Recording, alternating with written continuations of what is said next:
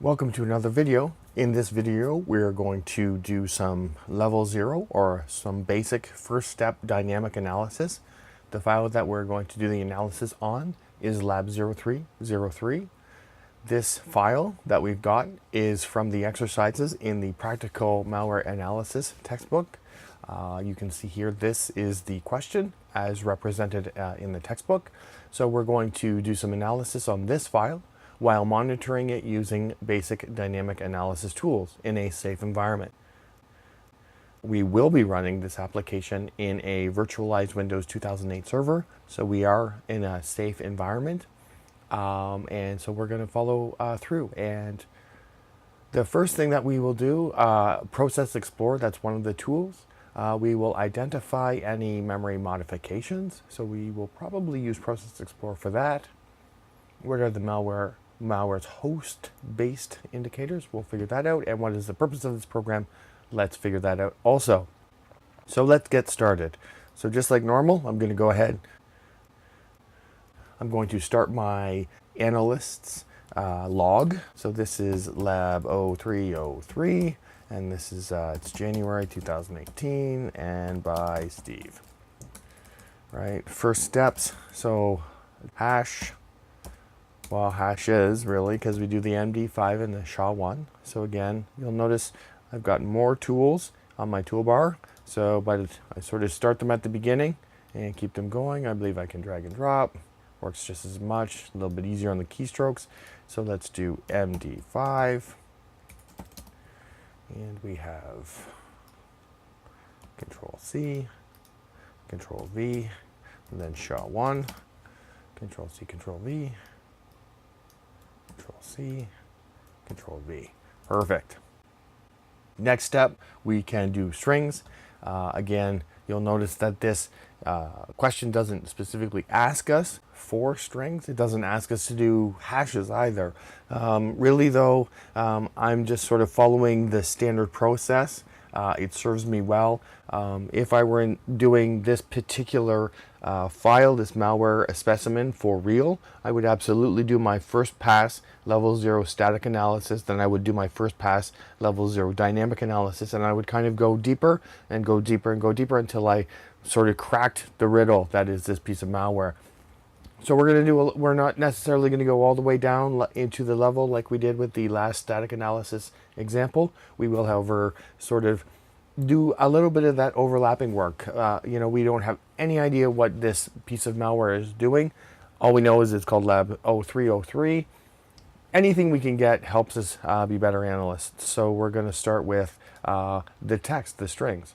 So I'm just going to, again, drop that into there, and I'm going to look through it. Just a quick look, and we'll see what we have.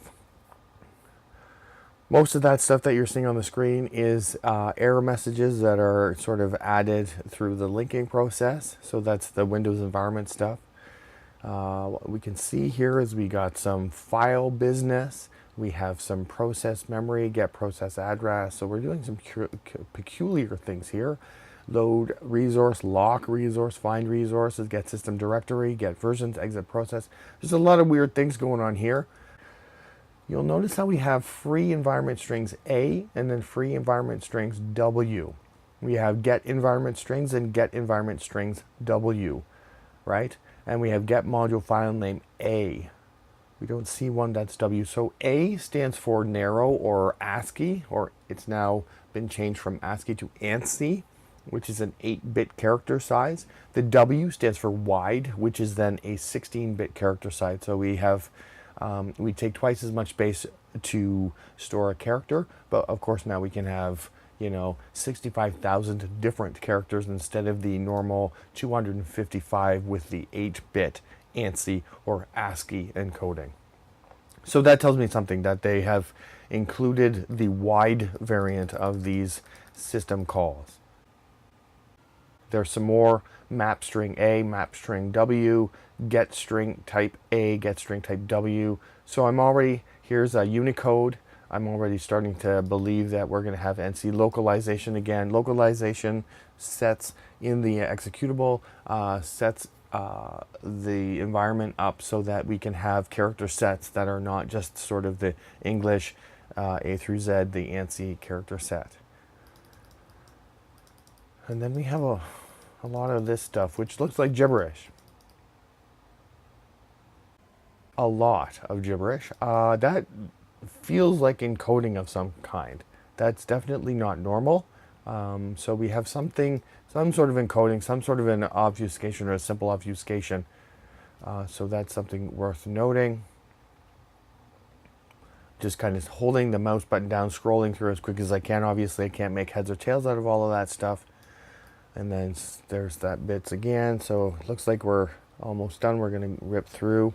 Seeing a lot of the same stuff, yeah. So we're done there. So let's talk, make some notes. Strings. So one thing we noticed, we have the A and W variants of system calls, which means Unicode or 16-bit character encoding. That was curious. We had a lot of obfuscated strings, and we had a low amount of, I'm going to say, regular system calls. When we have an application, there's a number of system calls. There's a lot of them, and there's kind of a flow to system calls. And what I observed as I was ripping through that list very quickly is I saw a lot of things that did string manipulation, that did, you know, directory and kind of process manipulation, but I didn't see a whole lot that did display or anything like that. So it feels low, which tells me something. I don't know what it tells me, but it's something worth noting. So from there, I'm going to do PEID. Well, we could do the bunch of things with that file. So let's just draw, again, we can drag and drop that right on there.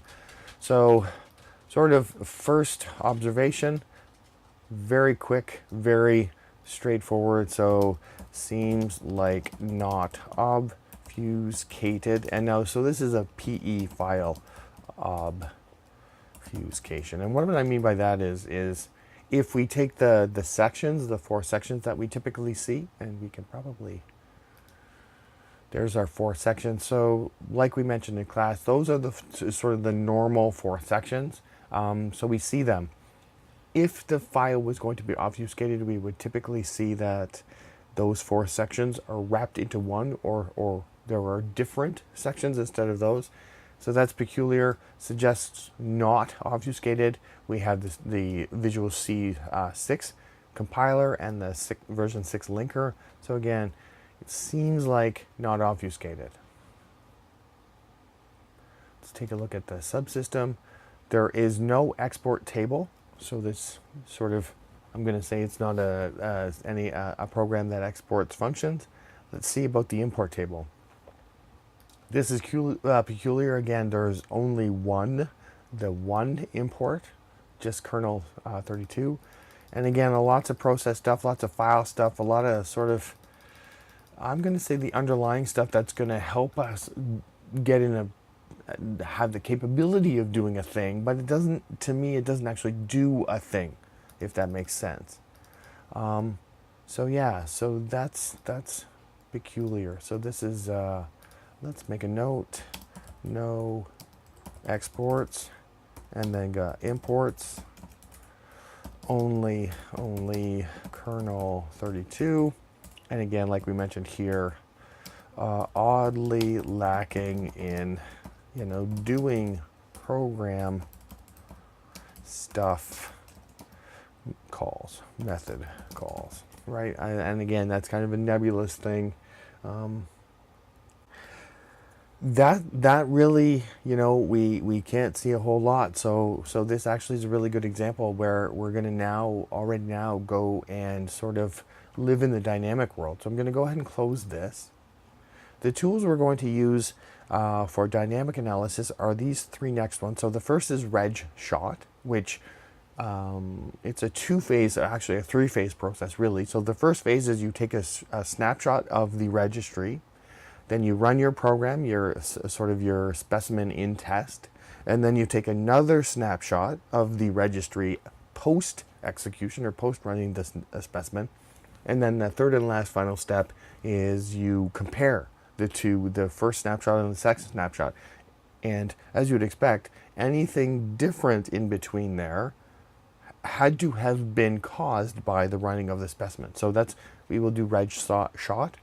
We have process explorer, and then we have process monitor. So the first one is going to be kind of a, hey, let's look at this thing, but we're looking at it in memory while it's running, as opposed to we're looking at it on disk, kind of like we looked at it with PEID.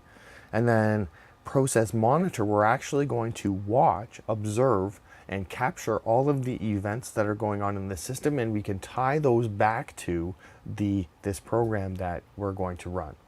So in order for us to get going, what I'm going to say is we want to start process monitor. Double click on that, click run. First thing we should notice is we are capturing events. Again, events can happen very quickly. If you'll notice here, we're already, at 161,000 events.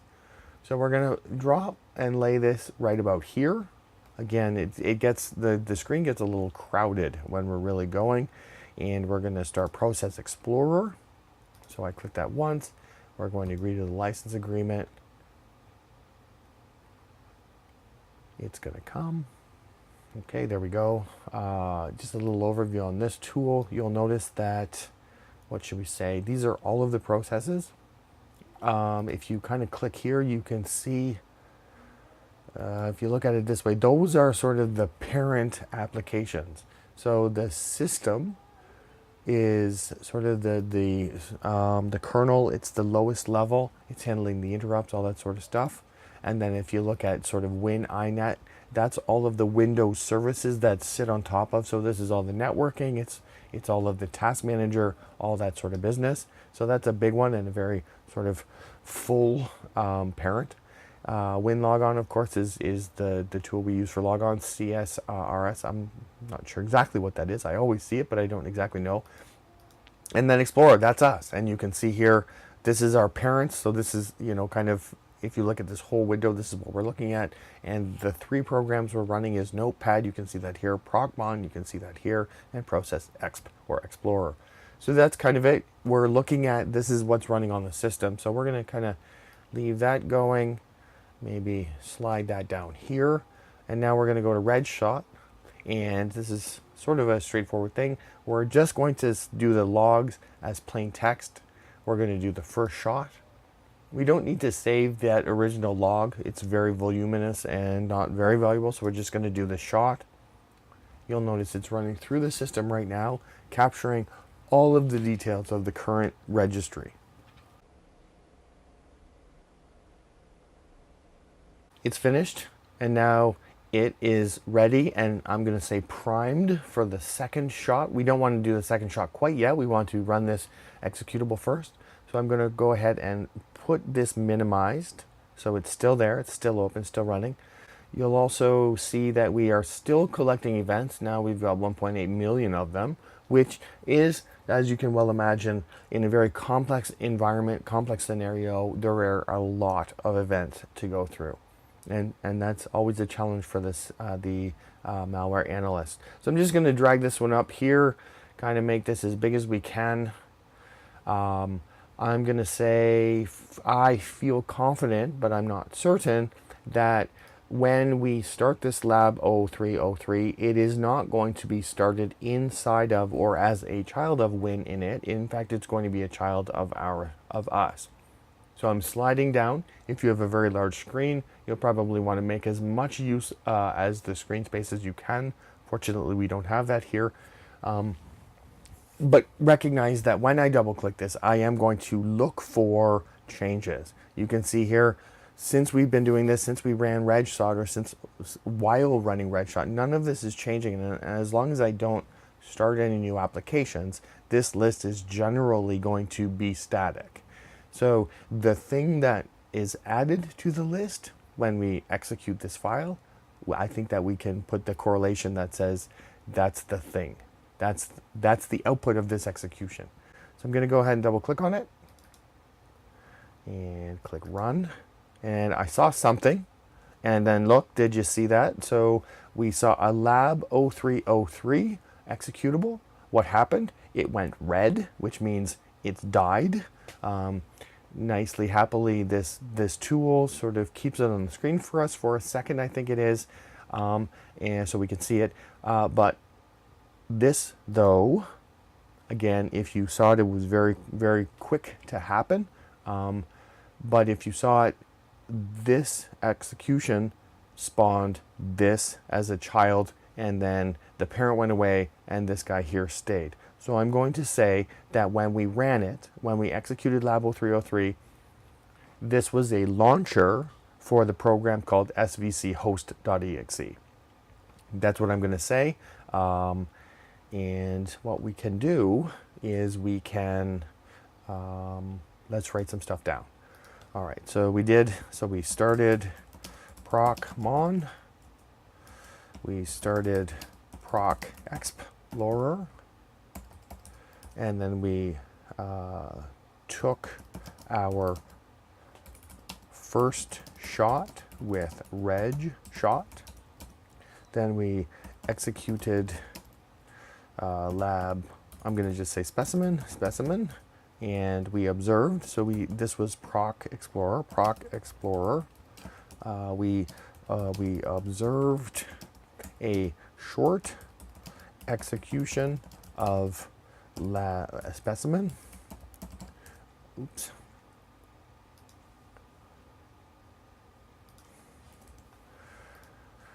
We observed a child process called svchost.exe start, and then we observed specimen, which was the parent, dying. Okay. And the svc host kept going. Okay. So that's kind of what we observed. Now we can do some digging using this tool. So we're just going to go ahead and slide this over. Excuse me. We're going to go ahead and go properties. Now what we're doing is we're looking at the in-memory view of this executable. And so we can see that's where it ran from. Performance, we can see what it's doing. Not a whole lot going on really, but it seems like it's running. Performance graph, same sort of thing. Disk and network, we don't really have any network I/O. We don't really have any disk I/O. Threads, we're not in a position to look at threads. TCP/IP, there's really nothing going on with respect to that. Security, blah blah blah. Environment, that's just our system environment. The one that I'm most interested in is strings though, and you'll notice here we have an image on disk and in memory. So if we make this a bit bigger, and we can see here this is on disk, and so a lot of stuff that we will see looks a lot like what we saw when we were going through it, right? Whole bunch of stuff, blah blah blah, easy peasy. We get a sense for what we're looking at, but now let's look at the memory. And we can take a look, and we can take a look, and what are we seeing? So the error messages we would expect. And now we keep going, and there's more, there's different. And the thing that I will say is, we have the alphabet in capitals and lowers. We have this Windows System 32 SVC host, which is the actual name. And then we have these Shift, Enter, Backspace, Tab, Control, Delete, Caps Lock, Untitled, Notepad, and then Practical Malware Analysis.log. And then we have console window class. There's some weirdness going on here. Of course, the second we see a file that starts with or ends with .log, our spidey sense goes wild because log files collect things. You may not recognize this, but these, if I were writing a keystroke logger, I would absolutely record the fact that when, as you know, square bracket CTRL, when the user, the person sitting in front of the computer, pushed the control key. So let's do this. So we examine strings. This is on image and in memory. And what we see differences. We see a practical, what was it? Where was it? Malware analysis.log file. We see indications of key hit captures. And what else? Yeah, I'm going to say those are the two biggies. So that's important. So let's close that. And let's just leave that for a moment. And let's go now to proc monitor. Now remember, we had millions, and I'm just going to leave this. Remember, it's still running. So I'm going to go ahead to my process monitor. We're up to 1.8 million, and we can expand this. And you can see here, it's all done time-stamped. So this is the oldest, right? This is the newest. So now if we take a look, what we can see is there's a ton of explorer.exes. If we kind of drive, that's me in Windows. So I'm going to use this button here. It's filter. And I'm going to say, I'm going to go down, and if you'll notice, you can see these headings are the same mostly here. So process name is not explorer.exe. And then I'm going to add that. So if the process name is not Explorer, then include it. And so you can see this is my new one. So I'm going to go ahead and click Apply. Okay, so now we can go, okay, we are done with that. Now take a look. So now, again, this is everything that's going on the system outside of my Explorer bits. And so remember, service host is the one that we care about. And so if we take a look, we have a whole bunch of things going on. But if we kind of walk through it, go back to, and now look at here. This is the thing that's interesting to me. So now take a look at this. We have service host, which is we've determined is our malware. We have write file, and then we have close file, and then we have thread exit, right? Which is curious. And take a look. So we have query standard information, file, write file, close file, create file, query, and you can see we're kind of, well, take a look. All of that stuff, we're just kind of ripping through, and we are creating a file, writing to the file, closing the file, creating a file, writing to the file, closing a file, over and over and over. And so that tells us something. It tells us something. So let's go this way. So we have, so we cleared out the explorer.exe events just to make it cleaner. We focused on process name equals svc host.exe, right? And in fact, with a PID, a process ID of 2388, we could have narrowed it down even further. Just looked at those.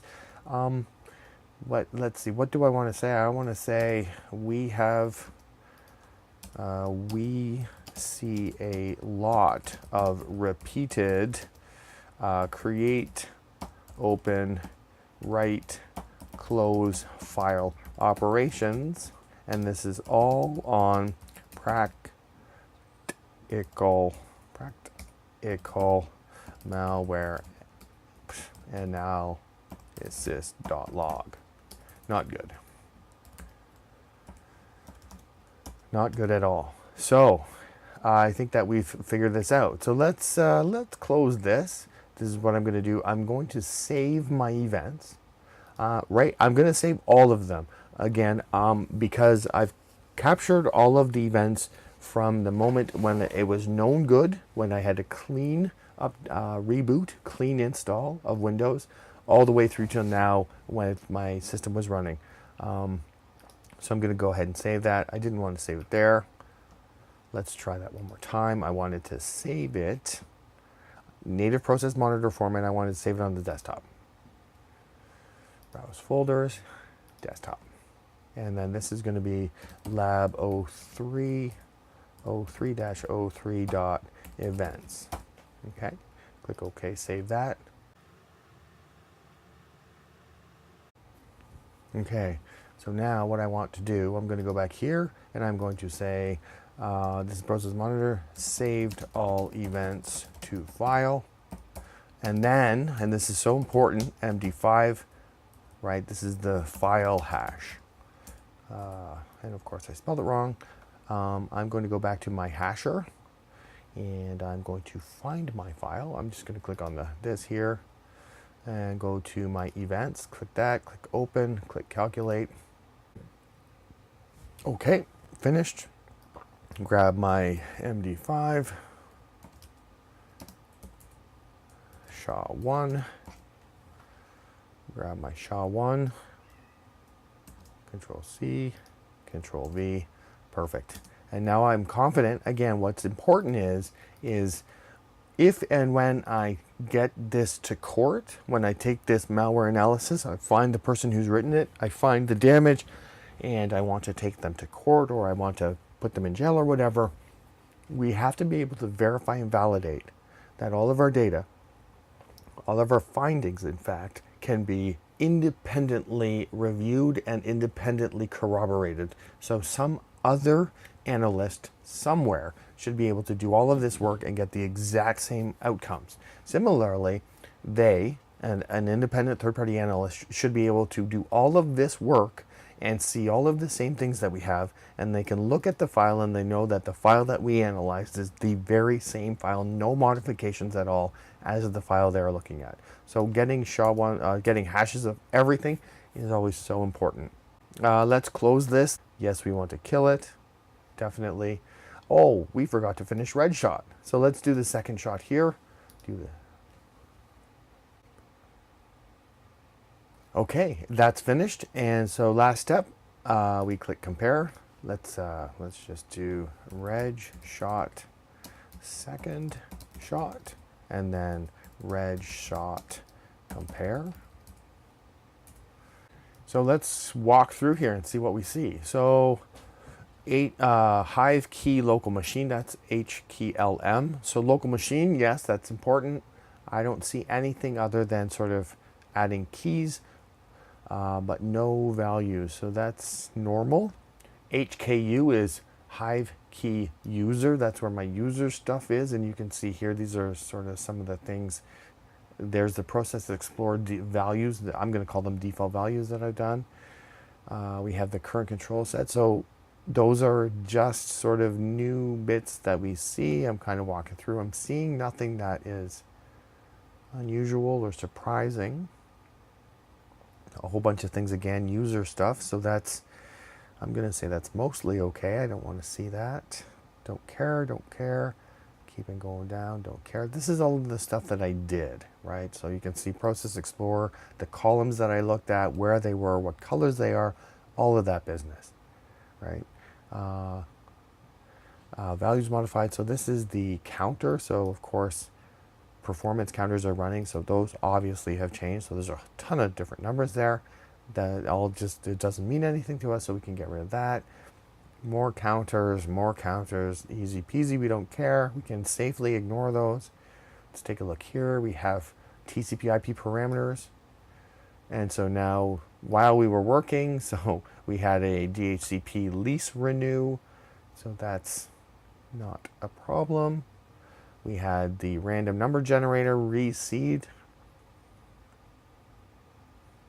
Right, we have the Explorer did some things. The Windows shell did some things, and that's it. And so we've kind of walked through all of this, and what we can say is, and again, I'm going to save this file. So this is save, and so this is the, I wanted to save as, because I want to keep it near my other browse folders. I want to put on my desktop. This is going to be the reg shot underscore compare lab 03-03. Right, click that. Again, quickly go ahead and do my hash calcing. So I'm going to find that. Where do we have it? Should be a lower red shot compare. Click that. Click calculate. that was very quick. So let's red shot compare. So we observe no changes related to specimen. And then, compare saved to file. And then this is the hash MD5 colon. Grab that guy, Control C, Control V, grab the SHA-1, and grab that Control C, Control V, and that's good. Now, where that's done, close that, we can now close that, we can close that. Here we are, we're back at the beginning, and the one thing we hadn't done yet is we hadn't looked at this file yet, so let's just open it. And here we have all sorts of things. So look at, you can see me typing into Windows Untitled Notepad. I started Procmon, then I hit the enter, then I hit the enter, then I accidentally typed a P and I hit the backspace, then I start Process Explorer, took out first shot with red shot. It's hard to read, definitely, but what you would do though, you could start to see if you had like username Steve and then password, you could see that and you could read that. So this is an excellent way of capturing usernames and passwords. And so that's what this program was doing. So we have, so final analysis. One, what did we notice? So Proc Explorer, we saw program spawning keylogger. What did we see? We saw, so let's just do, there's more here.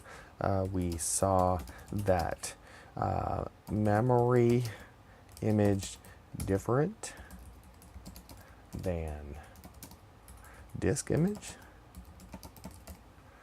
What did we see? So can we identify? We certainly could. We did identify memory differences. Remember, that was the log file's name. That was the A, B, C through Z, capitals and not capitals, the control, the tab, the enter, the backspace. So we did identify those memory differences. What were the malware's host-based indicators? Well, host-based indicators,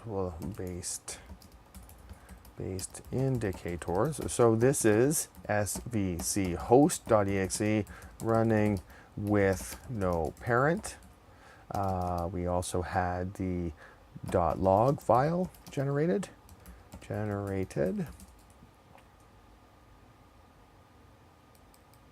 Those were the big ones, and I suppose the last one is no changes to registry, right? And then 4, what was the purpose? Keylogger. Clearly and obviously, plain and simple.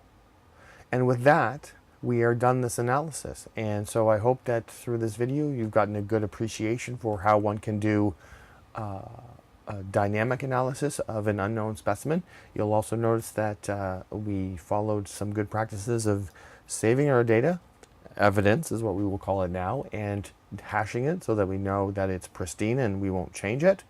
We also recognize that we did a little bit of analysis that was in common with the static analysis environment. We just do that. It's a good habit to get into. Of course, now, if we were going deeper, we would save those files, we would look at them, and we would spend a little bit more time doing a static analysis on this file, the launcher file, and we would spend probably a bulk of time looking at the service file, the svc host.exe file, again using both more dynamic and more static methods, and we would go from there. But for now, we're done, so thanks for joining me, and we will see you again.